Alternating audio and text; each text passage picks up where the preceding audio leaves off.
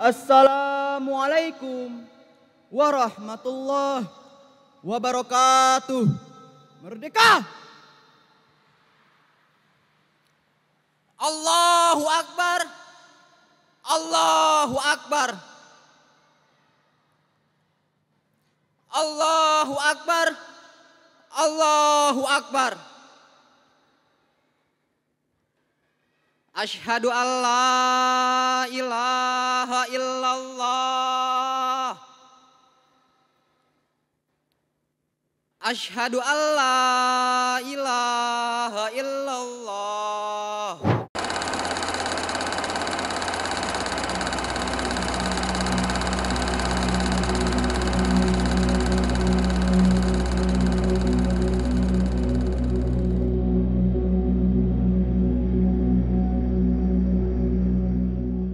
Setelah polemik yang panjang, saya kira kasus modifikasi dalam ibadah hanya terjadi ketika salat Id kemarin saja. Namun kalau kita cek channel YouTube resmi Pesantren Az-Zaitun, kita bisa melihat bagaimana mereka juga memodifikasi dalam proses pelaksanaan salat Jumat. Ya, Pesantren Az-Zaitun ini kerap mendokumentasikan dan mempublikasikan pelaksanaan ritual ibadah ala mereka di channel YouTube-nya. Dan dari channel mereka juga dapat kita lihat bagaimana proses evolusi dan modifikasi ritual ibadah yang mereka buat di sana. Nah, sebelumnya to be clear, di sini kita sebut modifikasi atau bid'ah dalam istilah agamanya bukan karena asumsi semata, tetapi karena memang cara pelaksanaan ritual ibadah mereka ini tidak terakomodir atau sebagiannya tidak terakomodir di berbagai mazhab yang muktabar. Singkat kata teman-teman, tata cara pelaksanaan ibadah mereka ini tidak ada rujukan legitimasinya, bahkan cenderung modifikasi yang berasal dari ide-idenya Panji Gumilang. Dan walaupun ia mengklaim jika modifikasi ibadah yang dibuatnya itu ada rujukan di Al-Quran dan hadis, namun itu sama sekali tidak bisa dikatakan selayak ijtihadnya seorang ulama, melainkan lebih ke penafsiran bebas sesukanya terhadap agama Islam. Ini mengindikasikan jika Panji Gumilang sedang mencoba menciptakan jenis Islam versinya sendiri, dengan segala perbedaannya seperti itu. Atau dengan kata lain, ia ingin membuat sebuah mazhab atau sekte Islamnya tersendiri. Nah, di episode kali ini kita akan melihat bagaimana pelaksanaan ritual ibadah Jumat atau salat Jumat di sana, dan bagaimana modifikasian dan keanehan pelaksanaan ritual ibadah Jumat mereka. Namun sebelum kita bahas lebih lanjut, saya ucapkan terima kasih dahulu buat penonton kami yang sudah mendukung channel ini secara moral dan materi via website kitabisa.com. Saya ucapkan terima kasih atas antusiasnya dan apresiasinya. Semoga dukungan teman-teman diganti dengan yang lebih baik lagi, serta semoga dengan dukungan tersebut dapat mempercepat perkembangan channel ini. Buat yang mau ikut berpartisipasi, teman-teman dapat mengklik link kampanye kami di website kitabisa.com di kolom deskripsi video maupun di kolom komentar tersemat di bawah video ini.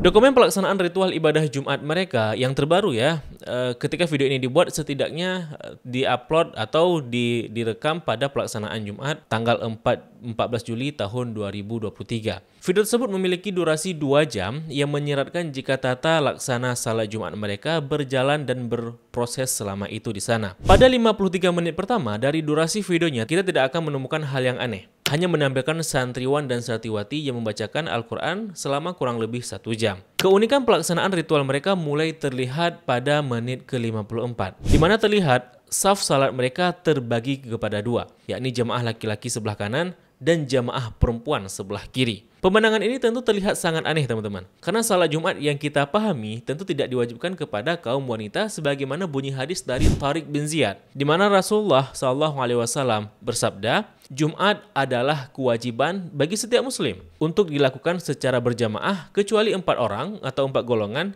yakni budak, wanita, anak-anak yang belum balik, dan orang yang sakit. Hadis riwayat Abu Daud. Namun teman-teman, sebelum kita menjustifikasi mereka, kita harus cari dahulu apakah di fikih itu telah mengakomodir untuk hukum wanita yang ikut juga salat Jumat bersama jamaah laki-laki, kan seperti itu. Dan ternyata teman-teman, boleh hukumnya menghadiri salat Jumat ya bagi wanita, ya wanita itu boleh menghadiri salat Jumat sebagaimana yang disebutkan oleh Ibnul Munzir dalam kitab Al-Ijma' lil Imam Ibnul Munzir, yang artinya mereka, yakni para ulama, sepakat bahwa jika ada wanita yang menghadiri Jumat bersama imam, kemudian dia salat bersama imam, maka itu sudah sah baginya. Jadi teman-teman, wanita yang menghadiri salat, yakni salat Jumat ya, menurut penjelasan ini, itu tidak diwajibkan lagi salat zuhur. Dan salat Jumatnya itu dapat diterima karena dianggap sah. Hal ini juga disebutkan oleh Ibnu Qudamah dalam kitabnya Al-Mughni. Yang artinya, hanya saja Jumatan itu sah dikerjakan wanita, yakni bersama imam, karena mereka salat jamaahnya sah. Maksudnya, yakni wanita itu boleh salat berjamaah, yakni salat Jumat berjamaah. Dulu para wanita salat berjamaah bersama Nabi Sallallahu Alaihi Wasallam. Nah, hal serupa juga disebutkan dalam kitab Bughyatul Mustarsyidin dan juga Nihayatuz Zain karya Syekh Nawawi Al-Bantani. Nah, untuk hal ini mungkin sudah kita pahami rujukan agamanya dan mungkin bisa kita maklumi lah. Hanya saja pertanyaannya adalah apakah mereka kemudian mewajibkan wanita untuk salat Jumat seperti kewajibannya laki-laki atau tidak seperti itu. Dan jika iya, jadi mereka mewajibkan salat Jumat untuk wanita, maka disinilah letak bid'ahnya. Karena memodifikasi hukum. Sebab jika demikian, ia mengubah hukum salat Jumat menjadi wajib bagi mereka yang seharusnya tidak wajib, kan seperti itu. Kemudian yang jadi masalah lagi teman-teman mengenai posisi jamaah wanita. Karena tidak ada hijab atau sekat di antara jamaah laki-laki dan jamaah wanita. Dan mereka itu sebelah-sebelahan. Karena lebih afdal jamaah wanita itu di belakang laki-laki sebagaimana anjuran Nabi Muhammad SAW.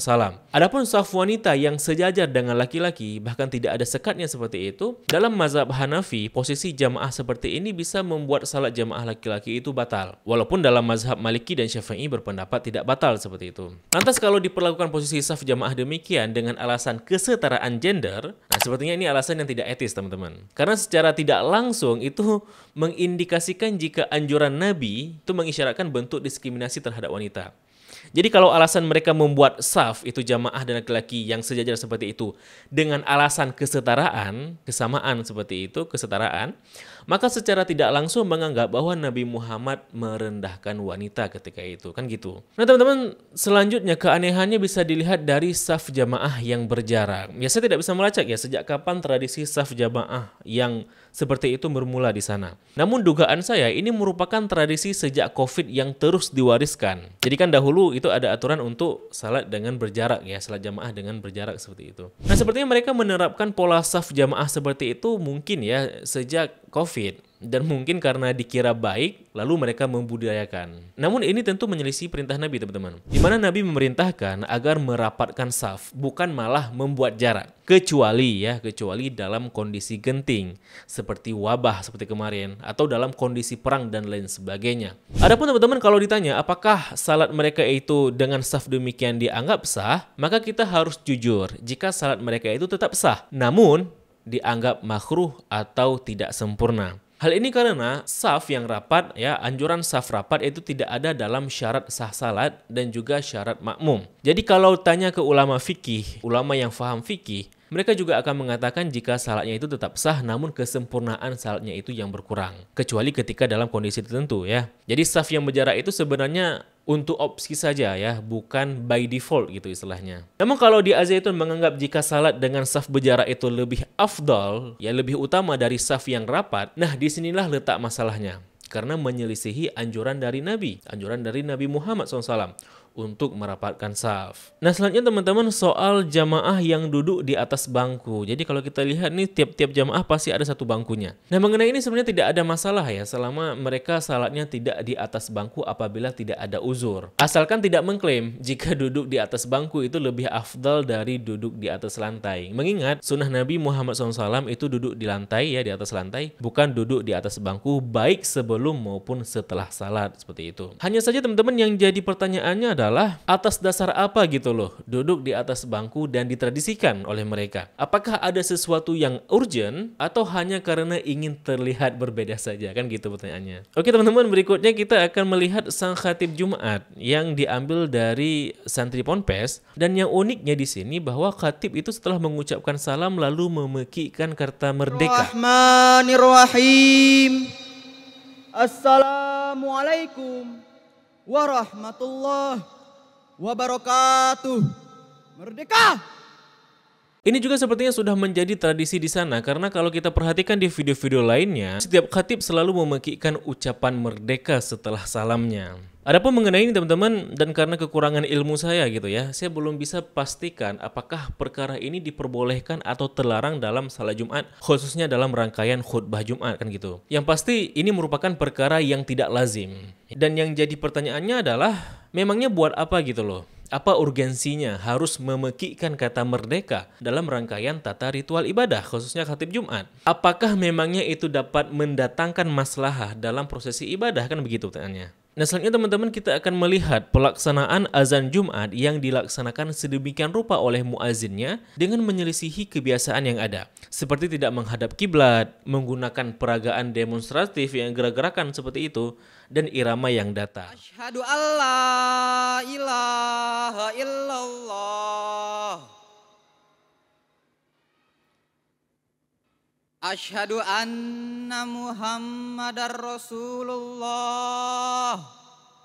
Nah, mengenai penggunaan irama yang datar itu sebenarnya tidak masalah. Namun soal tidak menghadap kiblat dan menggunakan gerakan-gerakan khusus, ini mengindikasikan adanya bentuk upaya modifikasi atau perilaku bid'ah seperti itu. Tapi hal fatal sebenarnya terlihat ketika khatib secara gamblang dalam khutbahnya mengungkapkan kalimat qala Rasulullah SAW fil Qur'anil Karim, atau yang artinya Rasulullah SAW bersabda dalam Al-Quran. Qala Rasulullah sallallahu alaihi wasallam fil Qur'anil Karim. A'udzu billahi minasy syaithanir rajim. Nah, saya awalnya menduga jika itu adalah salah ucapnya seorang khatib. Jadi itu mungkin silap seperti itu ya. Namun ternyata ungkapan demikian itu sudah terpolarisasi, di mana setiap pelaksanaan khutbah Jumat itu semua khatib menggunakan ungkapan yang sama seperti ini. Nah, ungkapan tidak lazim demikian itu menimbulkan indikasi jika mereka diajarkan dan memahami bahwa Al-Quran adalah sabda Nabi dan bukan firman Allah. Namun kalau disimak pada jam ke-1, menit ke-1, kita bisa memahami bagaimana mereka memandang firman Allah, di mana khatibnya mengungkapkan kalimat berikut.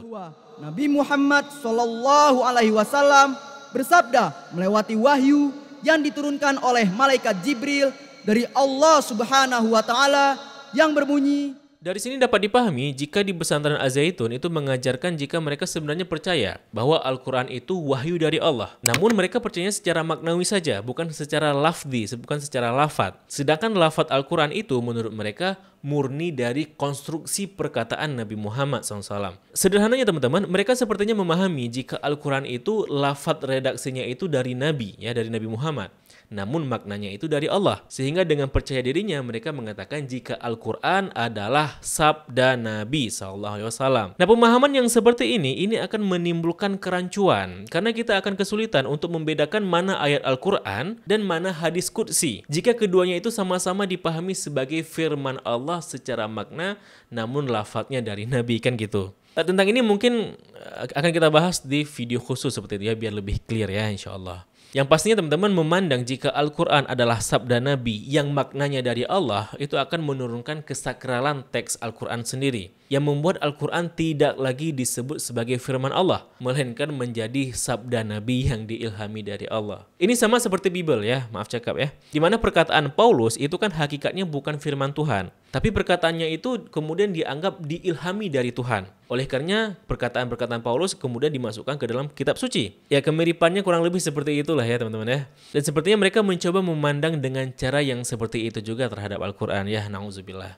Oke, selanjutnya teman-teman, dari pelaksanaan salatnya itu sih nggak ada masalah ya, kecuali kita akan melihat formasi saf yang unik, di mana ada imam dan ada asisten imam di belakang sebelah kanannya imam seperti itu.